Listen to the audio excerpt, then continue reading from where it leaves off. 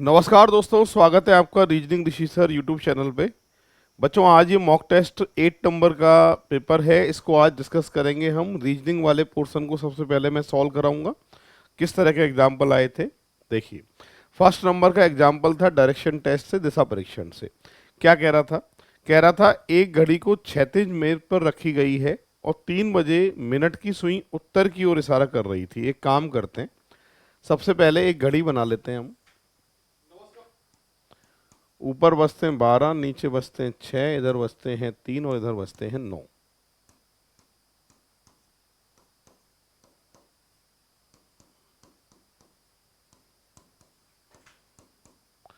घड़ी में बज रहे हैं 3। घड़ी में बज रहे हैं 3। मिनट की सुई उत्तर की ओर इशारा करती है। ये है नॉर्थ उत्तर, ये है साउथ दक्षिण, ये है ईस्ट पूरब और ये है बच्चों वेस्ट पश्चिम। ठीक है। अब कह रहा है कि घड़ी में 3:40 का अगर समय हो तो 3:40 अगर होते हैं तो कैसे बजेंगे 3:40? देखना आप, 3:40, घंटे की सुई तो यहाँ और मिनट की सुई जो है वो यहाँ, ऐसे बजते हैं 3:40। अगर समय 3:40 का हो रहा है तो आपसे पूछ रहा है कि मिनट की सुई किस दिशा में होगी। तो मिनट की जो सुई है सबसे पहले यहाँ थी और यहाँ से अगर यहाँ की बात करें तो मिनट की सुई जो है वो कितने, यहाँ से यहाँ की बात करें, नीचे अगर ये सुई है तो ये साउथ दक्षिण होगा। पहला साउथ की तरफ 60 डिग्री, दक्षिण से 60 डिग्री पश्चिम की ओर, दक्षिण से 60 डिग्री पश्चिम की ओर। तो ये डिग्री की अगर मैं बात करूं आपसे तो 30 और 30 60 डिग्री, ये पहला ऑप्शन सही है। दक्षिण पश्चिम में होगी क्या? दक्षिण पश्चिम में, दक्षिण पश्चिम में है। पश्चिम से 60 डिग्री दक्षिण में, पश्चिम से 60 डिग्री दक्षिण में नहीं, ये गलत है। दक्षिण पूरब में, ये भी गलत है। ज़्यादा सही जो आंसर है वो कौन सा है? A option. तो बच्चों ए ऑप्शन जो है इसका करेक्ट आंसर होगा। बढ़ते हैं हम नेक्स्ट एग्जाम्पल की तरफ। अगला एग्जाम्पल ये भी डायरेक्शन टेस्ट का एग्जाम्पल है। क्या कह रहा है सुनो। बाबू जो है वो रहीम का पड़ोसी है। बाबू जो है वो रहीम का पड़ोसी है। सबसे पहले मैं यहाँ मैप बना रहा हूँ और इस पे नाम लिख रहा हूँ रहीम, और ये है बाबू। 200। बाबू रहीम का पड़ोसी है, उसका मकान पश्चिम उत्तर में 200 है। ठीक है भाई। आगे लिखा है जोसफ रहीम का पड़ोसी है, उसका मकान दक्षिण पश्चिम में 200। तो यहाँ से नाम लिख देते हैं अपन जोसफ, दक्षिण पश्चिम में 200। आगे लिखा है गोपाल जोसफ का पड़ोसी है, दक्षिण पूरब में 200, दक्षिण पूरब में 200। ये है गोपाल 200। रॉय गोपाल का पड़ोसी है, उसका मकान उत्तर पूरब में 200। तो ये आ गया बच्चों रॉय। ठीक है, रॉय 200। आपसे पूछा गया है कि रॉय का मकान जो है वो बाबू के मकान से कौन सी डायरेक्शन में। रॉय का मकान बाबू, बाबू के मकान पे मैं आपको अगर लंबा कर देता हूं तो नीचे जाता है साउथ दक्षिण, इधर आता है ईस्ट पूरब, साउथ ईस्ट, दक्षिण पूरब। ऑप्शन की बात करें तो ए ऑप्शन जो है इसका करेक्ट आंसर होगा। इस तरीके से जो है ये सॉल्व हुआ है। अब बढ़ते हैं बच्चों आगे। नेक्स्ट एग्जाम्पल की बात करें, ये थर्ड नंबर का एग्जाम्पल है। थर्ड नंबर में बात करें तो यहाँ पर कोडिंग डिकोडिंग का एग्जाम्पल है।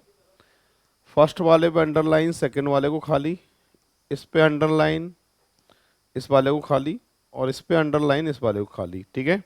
आपसे पूछ रहा है कि ईट का जो कोड है वो क्या है। ईट जो है वो फर्स्ट लाइन में दिखाई दे रहा है मुझे। तो पहले जिन पे अंडरलाइन किया है उनमें क्या क्या चीज़ कॉमन है एक बार देख लेते हैं। फर्स्ट और थर्ड में जू कॉमन है। फर्स्ट और थर्ड में जो क्या चीज़ कॉमन है, गुड कॉमन है। अब सेकंड और थर्ड में देखते हैं तो सिम कॉमन है, और सिम के सामने क्या कॉमन है? मैंगो। सिम के सामने जो कॉमन है वो मैंगो है। अब आपसे ईट के सामने जो खाली बचा है वो क्या बचा है? पेट। ऑप्शन की बात करें तो डी ऑप्शन जो है इसका करेक्ट आंसर माना जाएगा। ठीक है। अब बच्चों बढ़ते हैं आगे। नेक्स्ट एग्जाम्पल क्या था? ये डाइस का एग्जाम्पल दिया था, पासे का एग्जाम्पल दिया था। आपसे कहा गया कि पासे की 3 स्थितियां दिखाई गई थी और 2 के अपोजिट आपसे पूछा जा रहा है, ठीक है। डाइस वाला जब भी एग्जाम्पल है तो पहले दूसरे में आपको ये देखना है कॉमन क्या है। 4 2 से 4 2 काट गया, 3 के विपरीत 1 और 1 के विपरीत 3, पर ना तो मुझसे 3 के अपोजिट पूछा है ना 1 के अपोजिट पूछा है। फर्स्ट और सेकंड से आंसर नहीं आएगा, कोई बात नहीं है। सेकंड और थर्ड से चेक करो। सेकंड और थर्ड में देखते हैं तो क्या चीज़ कॉमन है कि सर एक कॉमन है, तो कॉमन के नीचे हमेशा कॉमन लिखते हैं और कॉमन से आपको चलना पड़ता है क्लॉकवाइज। यहाँ पे 2 या 4, यहाँ से बात करें 3 और 6, ये अपोजिट और इसके अपोजिट क्या है बच्चों 5। तो फिलहाल 2 के विपरीत क्या आएगा आंसर 3 आएगा। करेक्ट आंसर जो आपका आने वाला है वो ए ऑप्शन इसका सही आंसर होगा, ठीक है। अब बढ़ते हैं आगे। अगला एग्जाम्पल ये आया था आपके स्टेटमेंट कंक्लूजन का, था कथन एवं निष्कर्ष का। क्या कह रहा है, कथन एवं निष्कर्ष के बारे में मैंने बताया था आपको कि कथन में जो भी लिखा है उसे 100% सही मानना है और उसी को सही मानते हुए आपको निष्कर्ष देखना है कौन सा सही है कौन सा गलत है। नॉर्मल जीवन में नहीं जाना है, कथन पे फोकस रखना होता है, ये बताया था मैंने क्लास में। जिन्होंने वीडियो को अभी तक लाइक नहीं किया है बच्चों, वीडियो को लाइक जरूर कर दीजिए और शेयर कर दीजिए। और ये टेस्ट सीरीज, मॉक टेस्ट की सीरीज अपनी स्टार्ट कर दी है हमने। सबसे पहले आप रीजनिंग ऋषि सर नाम से एप्लीकेशन है, उसको डाउनलोड कर लीजिएगा। डाउनलोड करने के बाद में वहाँ पर आपके लिए टेस्ट आता है, टेस्ट को आप देंगे।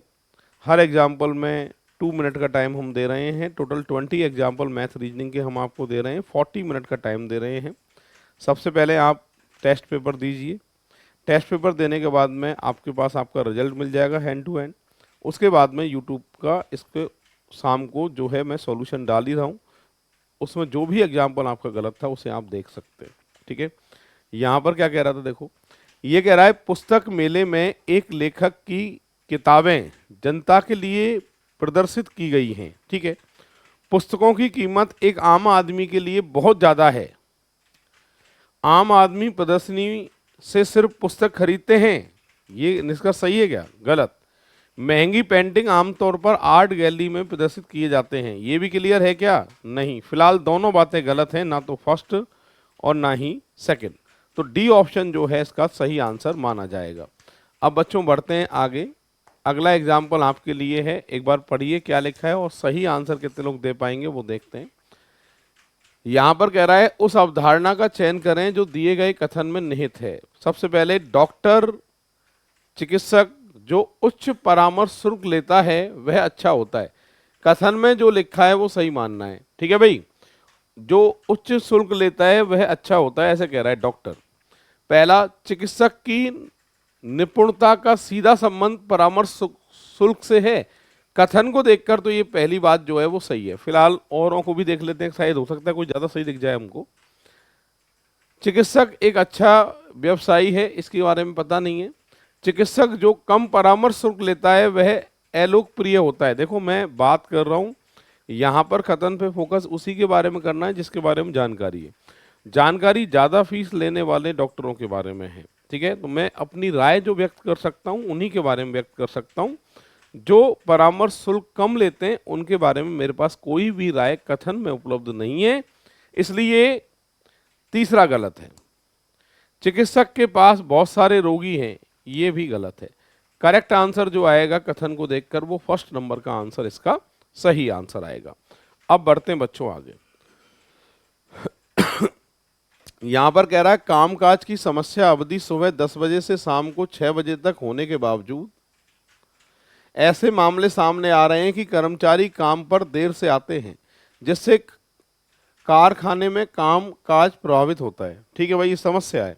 अब इसके लिए कार्रवाई क्या होगी। कर्मचारियों को चेतावनी दी जाए कि यदि कोई सुधार नहीं होता है तो उसके विरुद्ध कठोर अनुशासनात्मक कार्रवाई की जाएगी। ये बात बिल्कुल सही है, ठीक है। कर्मचारियों को जो है टाइम पे आना चाहिए और टाइम पे ही जब उनका ड्यूटी का टाइम कंप्लीट हो जाए तब उन्हें जाना चाहिए। उसके लिए ध्यान रखना चाहिए कर्मचारियों को। कार्य की अवधि ऐसी होनी चाहिए जिसके प्रत्येक कर्मचारी अपने सुविधाजनक समय पर काम पर आ सके। ये बात गलत है भाई। काम जो है सिस्टम से होता है और सिस्टम जो है वो टाइम पे डिपेंड होता है। टाइम जो है फिक्स होना चाहिए कर्मचारियों का, कितने बजे आना है कर्मचारियों को, कितने बजे जाना है। फिलहाल ये सेकंड वाला गलत है, फर्स्ट कार्रवाई सही है। ओनली ए ऑप्शन जो है इसका करेक्ट आंसर माना जाएगा, ठीक है। अब बच्चों बढ़ते हैं आगे। आपसे कह रहा है no powder is a solid, no powder is a solid. फिर कह रहा है all lotion are solid, lotion जो है वो सॉलिड के अंदर आएंगे। All gases are lotion, gases जो हैं वो लोशन के अंदर आएंगे। ये डायग्राम बनेगा। First conclusion, no solid is a gas, no solid is a gas. ये सॉलिड और गैस के बारे में आपस में मना नहीं है, इसलिए मुझे नहीं पता, और जिसके निष्कर्ष के बारे में पता नहीं होता है वो निष्कर्ष गलत माना जाता है। No gas is a powder, no gas is a powder, ये वाली बात सही है। जब बाहर की मना है तो अंदर कुछ भी लिखा है उसकी अपने आप ही मना हो जाती है। आगे लिखा है no lotion is a powder, no lotion is a powder, ये वाली बात भी क्या है, सही है। Some powder are lotion, some powder are lotion, ये बात गलत है। तो सेकंड और थर्ड वाला सही है। ऑप्शन की अगर बात करें तो यहाँ पर ए ऑप्शन जो है इसका सही आंसर माना जाएगा। ठीक है, अब बढ़ते हैं आगे। ये अपना सिलोजिज्म का एग्जाम्पल था 8 नंबर पे। 9 नंबर का एग्जाम्पल ये ब्लड रिलेशन से आता है, रक्त संबंध से। क्या कह रहा है सुनो। आपसे कह रहा है महाथिर नजमा के पति हैं, महाथिर पति हैं नजमा के। नजमा के बेटे कामरान की पत्नी रेशमा, नजमा की बेटा कामरान की पत्नी का नाम है रेशमा का अशरफ नाम का एक बेटा है, अशरफ नाम से एक बेटा है। अशरफ की इकलौती बहन ऊर्जा है। लो बेटा ये रही ऊर्जा। ठीक है, महाथिर ऊर्जा के कौन है, महाथिर ऊर्जा के हैं दादा, ग्रैंडफादर, यानी बी ऑप्शन जो है इसका सही आंसर माना जाएगा। देख लो इस तरीके से ग्राफ बनेगा इसका। ये 9 नंबर का एग्जाम्पल था। अब बढ़ते हैं बच्चों आगे। ये टेस्ट सीरीज अल्टरनेट डेज में हो रही है। जैसे इसका आज सॉल्यूशन आया है तो आज इसका पेपर खुला है। आप कल का दिन बीच में ब्रेक कर लीजिए, परसों वापस से पेपर होगा आपका। पहले पेपर देना है, बाद में फिर शाम को सॉल्यूशन आ जाएगा यूट्यूब पे। पूरा शेड्यूल कर रखे हैं सारे के सारे, किस डेट में कौन सा पेपर होना है उस हिसाब से आपको पेपर देने हैं और उसके आंसर जो है वो आपके सामने आना स्टार्ट हो जाएंगे। ठीक है, अब बच्चों बढ़ते हैं आगे। ये इंटेलेक्चुअल ऑपरेशन होता है, जैसे अपन बोलते हैं बौद्धिक संक्रिया। हालांकि चैप्टर का नाम होता है अल्फाबेट नंबर सीक्वेंस। ये उस चैप्टर से रिलेटेड है। क्या कह रहा है देखो, 15 × 71 बराबर 84। 84 कैसे आ सकता है कि सर इनको जोड़ के तो आ रहा है 8 और इनमें से 5 में से 1 माइनस करें तो आ रहा है 4। ऐसे ही देखो जोड़ के आ रहा है 5, अंतर निकालें तो 7 का, जोड़ के आ रहा है, जोड़ के आ रहा है तो बच्चों 8 आ रहा है, अंतर निकालें तो 4 का आ रहा है। ठीक है, जोड़ के देखें तो 5 आ रहा है, अंतर जो आ रहा है बेटा 1 का आ रहा है, 51। यानी ए ऑप्शन जो है इसका करेक्ट आंसर माना जाएगा। ठीक है भाई, इस तरीके से ये सॉल्व हुआ है। अब बढ़ते हैं बच्चों आगे। अगला एग्जाम्पल आ रहा है।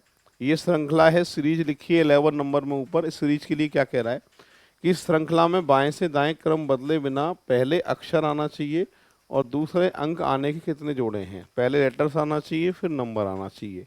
ऐसे पेयर बताने हैं। पहले आपके लेटर्स आना चाहिए, बाद में नंबर आना चाहिए। 1 2 3 4 और कोई नहीं है, तो फिलहाल 4 जो है इसका करेक्ट आंसर माना जाएगा। ठीक है, इस तरीके से सॉल्व हुआ है 11। अब बढ़ते हैं बच्चों 12 नंबर। ये है आपके मिरर इमेज। मिरर इमेज में कौन सी आकृति सही बैठेगी। पहली बात तो ये जो ट्राइंगल है वो इधर मुंह है, ट्राइंगल का जो मुंह होना चाहिए वो इधर होना चाहिए। इसमें जो है ये, इसमें अगर हम देखें तो इसका जो बेस है वो नीचे है, इसमें बेस जो है वो ऊपर है, ये नहीं हो सकता। ये अगर बात करें ये ऐसे की ऐसे है आकृति तो ये नहीं हो सकती। यहाँ पर अब मेरे पास 2 बचते हैं। यहाँ अगर देखें तो इसका बेस ऊपर है, ये भी नहीं हो सकता। फिलहाल कह सकते हैं कि ए ऑप्शन जो है इसका सही आंसर माना जाएगा। तो बच्चों ये आज 12 एग्जाम्पल अपने रीजनिंग वाले पोर्शन के हो चुके हैं। मैथ्स वाले सर अब आपको सॉल्यूशन कराएंगे। ठीक है, थैंक यू। बढ़ते आज की सेशन की तरफ। आज की क्लास में हम टेस्ट नंबर 8 के मैथ्स के सॉल्यूशन को देखेंगे। देखते हैं टेस्ट नंबर 8 में मैथ का जो पहला क्वेश्चन था वो आपके लिए क्या था। समझिएगा यहाँ क्वेश्चन को। क्वेश्चन नंबर जो पहला है वो मीन मोड मीडियन स्टैटिक्स से है।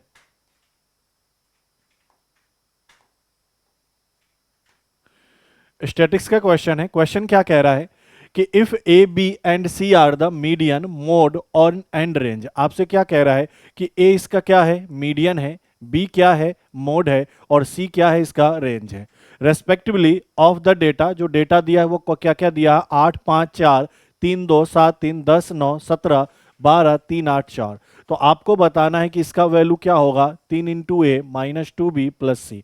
अब ए क्या है तो मीडियन है, बी क्या है तो आपसे कहा है कि सर मोड रखना है, और रेंज सी क्या है, रेंज है। ठीक है।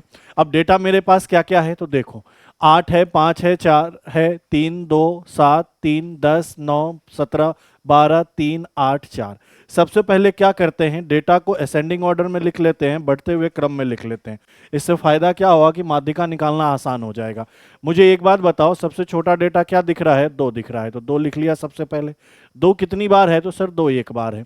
2 के बाद बात करें तो 3 की बात करते हैं, और 3 कितनी बार दिख रहा है तो आपने कहा सर 3 3 बार दिख रहा है, 1 2 और यहाँ 3 बार। ठीक है।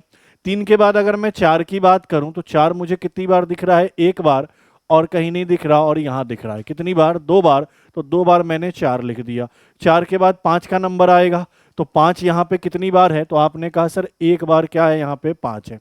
5 के बाद किसका नंबर होगा, 6 का, 6 नहीं है तो क्या ले लेंगे, 7, और 7 कितनी बार है तो 1 बार रिपीट है। 7 के बाद किसको देखेंगे, 8 को, और 8 की बात करें तो 8 कितनी बार रिपीट है तो सर 2 बार रिपीट है, तो 2 बार 8 लिख दिया। 8 के बाद क्या ले लेंगे, 9। 9 की बात करें तो 9 कितनी बार है, 1 बार। 9 के बाद बात करें तो क्या लेंगे, 10, और 10 के बाद क्या आएगा, 12, और 12 के बाद क्या आएगा, 17। इनको मैंने क्या किया, ये जो भी डेटा थे इनको बढ़ते हुए क्रम में लिख दिया।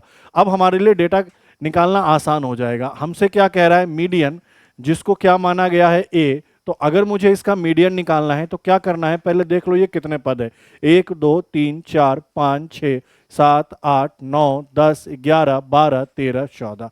अगर ये 14 पद है तो 6 पद इधर से और 6 पद इधर से छोड़ो, बाकी जो बीच वाला है उन दोनों को क्या करते हैं, जोड़ते हैं और आधा कर देते हैं। तो 12 का आधा कितना होगा, 6। 6 हमारा मीडियन हो गया। मैं मोड की बात करूं, मोड को क्या माना है, बी। तो मोड क्या होता है, सबसे अधिक बार कौन रिपीट हुआ, तो आप देख रहे हो सबसे अधिक बार कौन है, 3 है, 3 3 बार है, तो इसका मोड क्या हो गया, 3। अच्छा, रेंज की बात करें तो रेंज होता क्या है, इसको हम इंग्लिश में परासर भी कहते हैं। रेंज क्या होता है, तो रेंज मतलब होता है कि highest frequency minus lowest frequency. सबसे बड़ा वैल्यू क्या है तो यहाँ पे 17 है, और सबसे छोटा वैल्यू क्या है सर, 2 है। तो हाईएस्ट में से लोएस्ट को घटा दो, यही इसका क्या होता है, रेंज होता है। अब हमसे कहा था 3 गुना ए क्या था, मीडियन, मीडियन का मान कितना, 6, माइनस 2 गुना बी, बी क्या है मेरा मोड, तो इसका गुना किया 3 का, प्लस क्या होगा तो आपसे कह रहा है सी, और सी का वैल्यू कितना है, 15। इसको सॉल्व कर दो, सर ये 18, ये 6 और ये 15।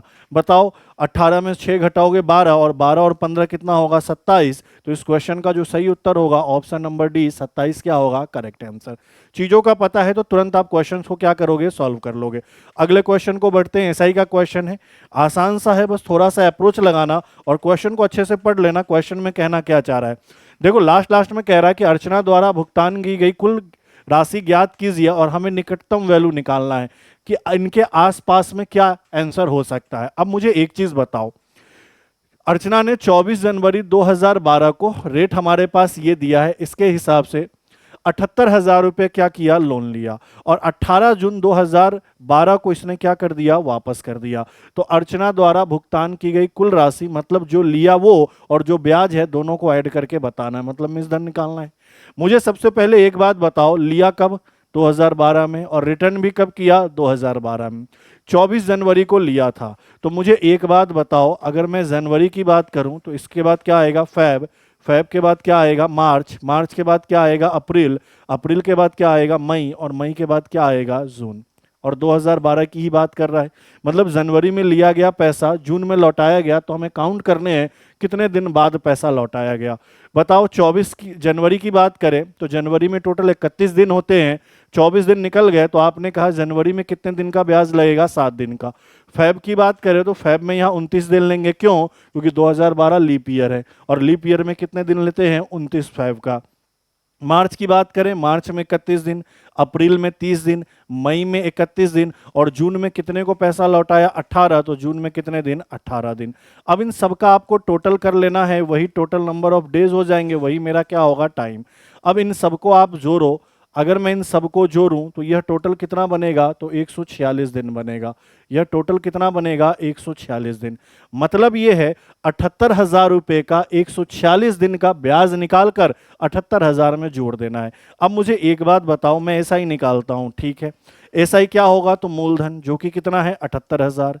अगर मैं दर की बात करूं, दर कितना है, 8 सही 3/4, तो इसको सरल कर लो, 8 चौका 32 और 3 कितना, 35/4 और प्रतिशत के लिए नीचे क्या लिखोगे, 100। और समय की बात करें तो समय 146 दिन है। दिन को वर्ष में बदलने के लिए किसका भाग लगाना पड़ेगा, 366 का। क्यों 366 का, क्योंकि 2012 लीप ईयर है तो इसमें 366 दिन होंगे।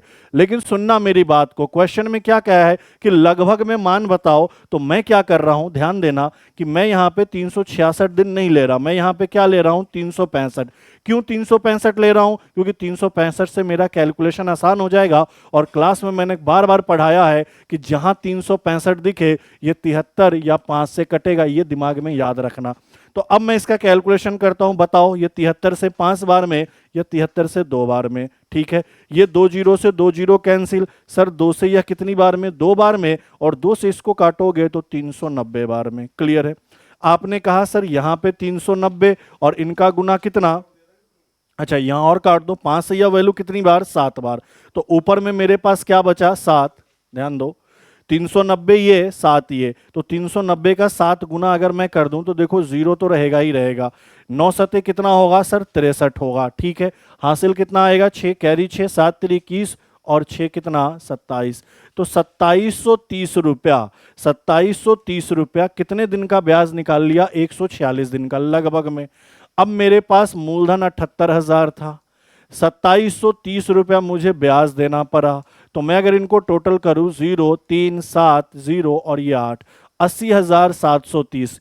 देखो यहां पे मैंने 366 के लिए जगह 365 लिया, क्यों, क्योंकि कैलकुलेशन आसान बनाना था। इसीलिए मेरा आंसर 80,000 क्या आया, 730। इसके आसपास में जो ऑप्शन दिखेगा वही टिक लगाएंगे।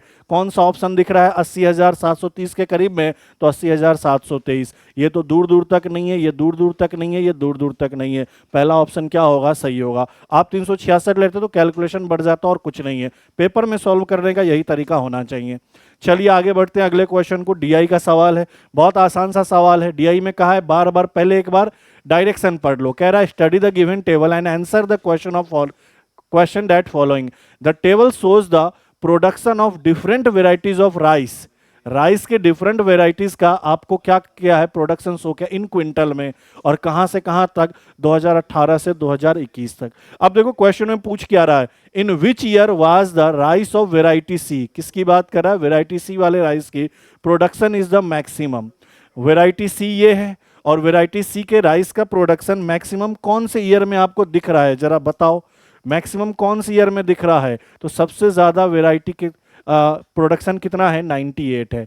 वेराइटी सी के चावल में सबसे ज्यादा प्रोडक्शन आपको किसका दिख रहा है, सबसे ज्यादा कौन सा दिख रहा है वैल्यू, 98। और 98 के लिए ईयर कौन सा है, 2021। तो अपना सही उत्तर हो जाएगा ऑप्शन नंबर 2, 2021। क्लियर है।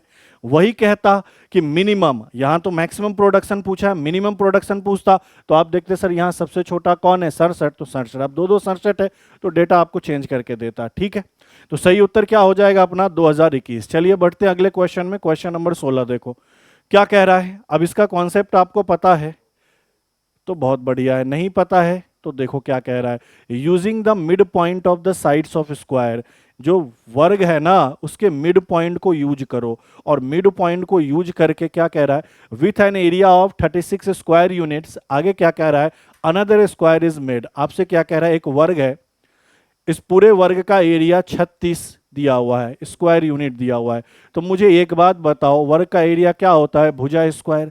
तो भुजा स्क्वायर का मान 36 है, तो भुजा का मान क्या होगा? 6 होगा। तो आप समझ गए कि सर ये जो ओरिजिनल वाला है ना, इसका भुजा कितना है? 6 6 है। यहाँ से यहाँ तक ये भी 6 है और यहाँ से यहाँ तक ये भी 6 है। अब का इसका मिड पॉइंट लो और मिड पॉइंट लेकर एक स्क्वायर बना दो। वैसे तो इसके मिड पॉइंट लेकर स्क्वायर ही बनेगा, ये थ्योरी में पढ़ा है, लेकिन यहाँ फिर भी कह रहा है वर्ग बनाओ, तो वर्ग बन गया। ठीक है, अब अगर इसका मिड पॉइंट है तो ये मिड पॉइंट इसको बराबर बराबर भागों में बांटेगा, मतलब 6 है तो ये 3 3, ये भी 3 3, ये भी 3 3 और ये भी 3 3। वर्ग के लिए हर एक एंगल कितना होता है? 90 डिग्री का होता है। मुझे एक बात बताओ, तो इस वाले का, कौन से वाले का? देखो इस वाले का, जो रेड कलर से मैंने कलर किया है ना, इस वाले का एरिया पूछ रहा है। एरिया कैसे निकालोगे? तो जब भुजा पता होगा तब। एरिया कैसे निकालोगे? जब भुजा पता होगा तब। तो डायरेक्ट कर लेते हैं पता। ये समकोण त्रिभुज है, यहां निकाल दिया ये समकोण त्रिभुज। ये बताओ, ये भी 3 है, ये भी 3 है, तो ये 3√2 हो जाएगा। बताओ, पढ़ा रखा है ये चीजें कि ये 90 डिग्री है और ये बराबर बराबर है। अगर ये एक है, ये एक है, रेशियो की बात कर रहा हूं, ये जितना है वही इतना है, तो ये रेशियो कितना होगा? √2 होगा। तो अगर ये 3 है, ये 3 है, तो ये 3√2 हो जाएगा। तो आपने कहा सर ये 3√2, ये भी 3√2, सर ये भी 3√2 और सर ये भी 3√2। तो इसका भुजा कितना पता चल गया? 3√2। और इसका मैं वर्ग कर दूं तो 3 का वर्ग कितना? 9, √2 का वर्ग कितना? 2, 9 दूनी कितना? 18। 18 इस क्वेश्चन का क्या है? बिल्कुल ही सही उत्तर है। आसान आसान है क्वेश्चन। चलिए आगे बढ़ते अगले क्वेश्चन में, क्वेश्चन नंबर 27। ऐसे क्वेश्चंस पहले भी कराए हुए हैं। क्या कह रहा है? ए और बी की आय का रेशियो दिया है। देखो इनकम की बात करें, किसके किसकी? ए और बी की, तो इनका रेशियो दिया है सर 2:3। मैंने कहा था एक्स मान लो इनके रेशियो को, अनुपात के मान को, तो इनकम क्या होगा? 2x और 3x हो जाएगा। बोलो यहां तक कोई दिक्कत नहीं। आगे कह रहा है खर्च की बात करें तो खर्च का रेशियो है 1:2, तो इनके रेशियो को मैं y मान लेता हूं, तो क्या हो जाएगा? y और 2y। बोलो हाँ या ना? ठीक है। फिर क्या कह रहा है कि बी का व्यय, बी का जो खर्च है, बी का जो एक्सपेंडिचर है, उसका 90% किसके बराबर है? तो ए के आय के बराबर है, ए के इनकम के बराबर है। तो मुझे एक बात बताओ, ए का इनकम बटा बी का खर्च किसके बराबर होगा? तो 90%। 90% मतलब 90/100। सर ये 0 से 0 कट गया, मतलब 9/10। यहां तक तो चीजें क्लियर हो जानी चाहिए। ठीक है, ये बी इधर चला गया तो 90%, 90/100 तो 9/10। अब मुझे एक चीज बताओ, ए और बी की सेविंग बताना है। तो सेविंग तभी बता पाओगे ना जब इनकम और एक्सपेंडिचर पता चल जाए, दोनों को घटा लो। आय और खर्च पता है, घटाएंगे तो सेविंग निकल जाएगा। तो भैया मुझे एक चीज बताओ, ए की आय कितनी है? तो आपने कहा सर ए की आय 2x है, तो 2x बटा बी का खर्च कितना है? सर बी का खर्च सर 2y है, 2y। यही तो दिया हुआ है 9/10। बोलोगे हाँ। सर ये 2 से 2 कट गया, तो x बटा y का मान कितना निकल गया? 9/10। और x बटा y का मान 9/10, मतलब x का मान 9 और y का मान 10। रेशियो का मान पता चल गया। तो यहाँ 10 गुना करो, सॉरी यहाँ x का मान 9 है तो 9 गुना करो। तो आपने कहा सर 9 दूनी कितना? 18 और ये 9 तिरी कितना? 27। y का मान 10 है तो 10 और यहां कितना? 10 दूना 20। मुझे क्या निकालना है सर? बचत। तो बचत कैसे निकालोगे? सर 18 कमाया 10 खर्च, 8 का बचत।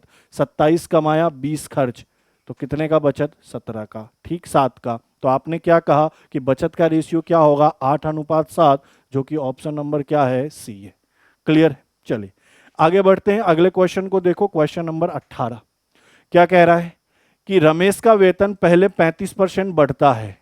तो मुझे एक चीज बताओ, ये सारी चीज परसेंटेज में कराया गया है। 35% का फ्रैक्शन वैल्यू क्या होगा? 7/20। 40% घटता है, 40% का मतलब कितना? 2/5। और फिर 25% बढ़ता है, मतलब 1/4। बोलो हाँ या ना? बढ़ता है तो ये प्लस हो जाएगा, घटता है तो माइनस, और बढ़ता है तो प्लस। तो बताओ 20 था, बढ़कर 27 हो गया। फिर 5 था, घटकर 3 हो गया, 5 में से 2 घटाओगे 3। फिर 4 था, 1 बढ़कर 5 हो गया। तो इनिशियल क्या होगा? बताओ, रेशियो कट जाएगा ना, ये 5 से 5 कट जाएगा, काट दो। तो ये 40 दूना 80 और ये 27 या 81। तो बताओ पहले से वेतन कितना बढ़ा? सर 1 बढ़ा। कितने पे? 80 पे। गुना किसका? 100 का। बताओ 20 से 4 और 20 से 5, 5/4 अगर 4 से काट दो तो कितनी बार में कटेगा? 1.25% का क्या हुआ है? इंक्रीज। तो अपना ऑप्शन कौन सा सही होगा? ऑप्शन नंबर ए, 1.25% क्या होगा? बढ़ेगा। कैसे पता चला बढ़ेगा? क्योंकि पहले से वैल्यू 1 बढ़ रहा है, कम हो रहा होता तो कम ही कर देते। ठीक है, चलिए अगले क्वेश्चन को देखो, क्वेश्चन नंबर 19। अच्छा क्वेश्चन है, प्रोबेबिलिटी का क्वेश्चन है। भी अगर कॉन्सेप्ट पता होगा तो कर पाओगे, नहीं पता होगा तो नहीं कर पाओगे, सीधी सी बात है। अगर आपको पढ़ाया गया होगा तो आप कर पाओगे, नहीं पढ़ाया गया होगा तो नहीं कर पाओगे। मैंने यहाँ पे 3-4 कॉन्सेप्ट बताए थे। आइदर और बताया था जब इंडिपेंडेंट पढ़ाया था तब। फिर मैंने क्या पढ़ाया था? आइदर और के बाद नाइदर नॉर पढ़ाया था। फिर मैंने कहा था बोथ का केस आ जाए तब आ जाए। और एक चौथा मैंने क्या पढ़ाया था? ये वाला, what is the probability that only one of them selected. Only one of them selected का मतलब होता है कोई एक ही सेलेक्ट हो, एक, इसके अलावा कोई नहीं। और आइदर का मतलब ये हो जाए तब भी चलेगा, वो हो जाए तब भी चलेगा। पूरा कॉन्सेप्ट क्लियर किया था।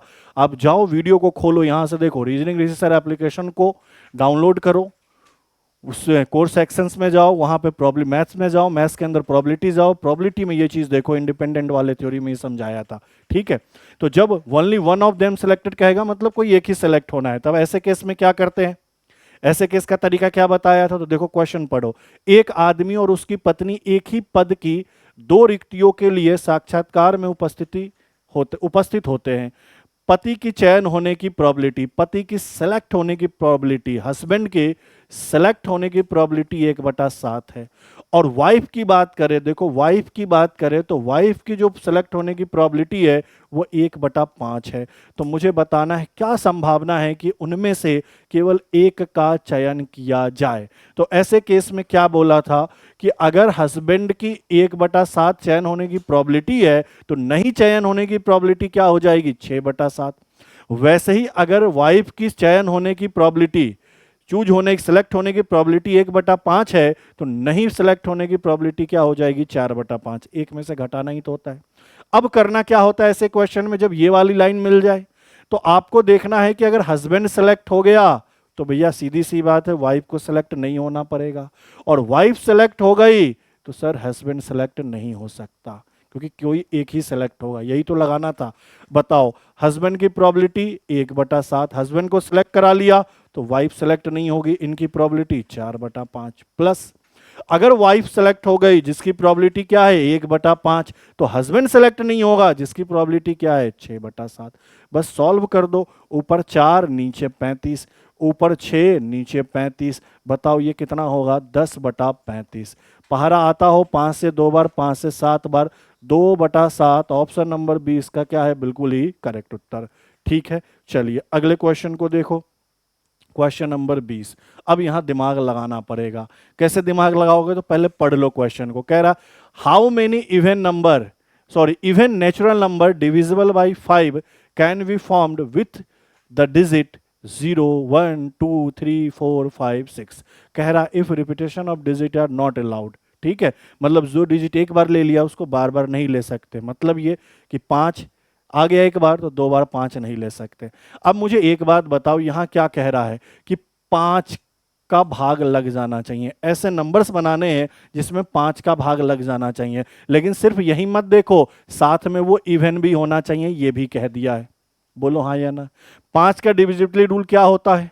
विभाजकता का नियम, कि किसी संख्या के अंत में 0 हो या किसी संख्या के अंत में 5 हो तो वह संख्या 5 से कट जाएगी। ये तो 5 का हुआ।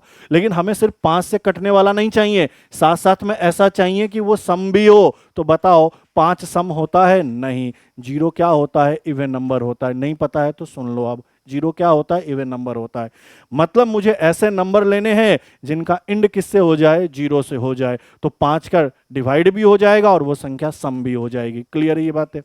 अब यहां पे ये भी नहीं बताया कितने अंकों की संख्या, तो ये भी कोर्स में समझाया था कैसे पता करते हैं। टोटल डिजिट कितने हैं? 7, तो 7 अंकों तक की संख्या संभव है। हाँ या ना?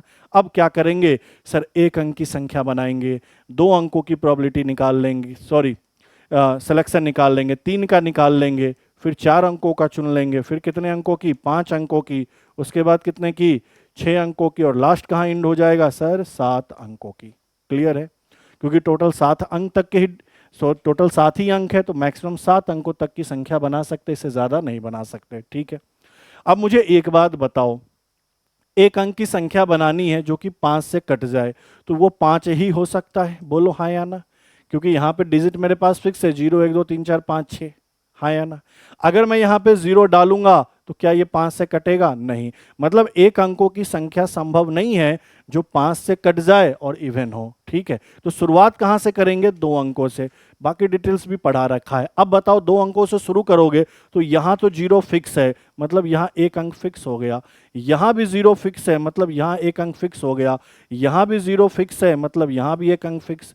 यहाँ भी 0 फिक्स, यहाँ भी 0 फिक्स, और यहाँ भी 0 फिक्स। क्योंकि 0 फिक्स करोगे ना इंड पे, तभी तो वो सम भी होगा और 5 से कटेगा भी कटेगा। अब 0 को हटा दो तो कितने अंक बच गए? 1 2 3 4 5 6, तो कोई भी 6 अंक यहाँ आ सकता है। तो 2 अंकों की कितनी संख्याएं बन जाएगी? तो 6 गुना 1 6। अच्छा, अब 3 अंकों की बनाएं तो 0 तो हट गया, इन 6 में से कोई आएगा, तो इन 6 में से कोई भी एक रख लिया। जो एक यहां रख लिया वो यहां नहीं रख सकते क्योंकि रिपीटेशन अलाउड नहीं है, तो 6 में से एक गया तो 5। तो इनकी प्रोबेबिलिटी, सॉरी, इनका क्या कितने तरीके से इनको चयन कर सकते हैं? तो 6 पंचे 30, ऐसी 30 संख्याएं बन सकती है।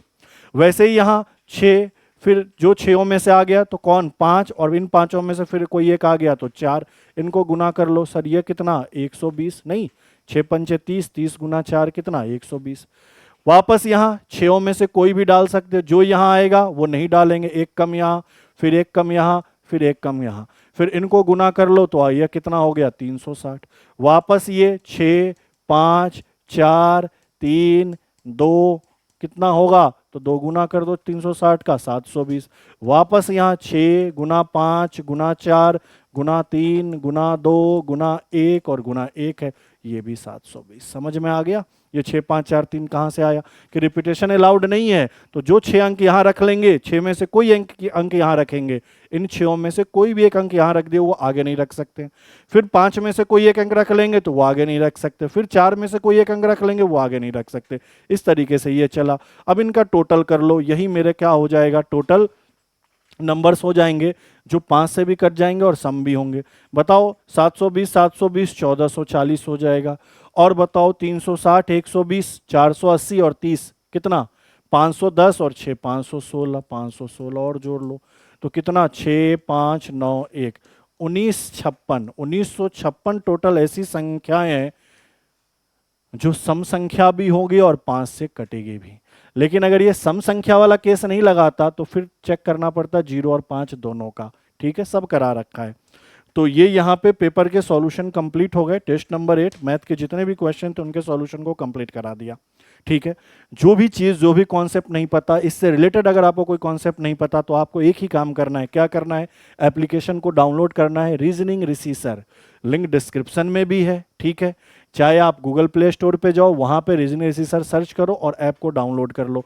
डाउनलोड करने के बाद आरएस वाले कोर्स में जाओ, कोर्स में जाओगे मैथ्स वाले सेक्शन में आपको सारा मिल जाएगा। परम्यूटेशन, कॉम्बिनेशन, प्रोबेबिलिटी, इन सब की वीडियो पढ़िए और इनका पूरा डिटेल्स में कॉन्सेप्ट आपको समझाया गया है। ठीक है, आप चाहो तो टेलीग्राम चैनल से भी जुड़ सकते हो, जुड़ ही जाना टेलीग्राम चैनल से। ऋषि रीजनिंग सर टेलीग्राम चैनल पे सर्च करिए, उनको ज्वाइन करिए। ज्वाइन करने के बाद वहाँ फ्री में टेस्ट भी दे सकते हैं। ठीक है, और आप डायरेक्ट वहाँ से भी आपको लिंक मिल जाएगा ऐप पे जाने का, आप वहाँ से भी ऐप पे जा सकते हैं। ठीक है, तो आज के लिए इतना ही, मिलते हैं आपसे अगली क्लास में। थैंक यू, धन्यवाद।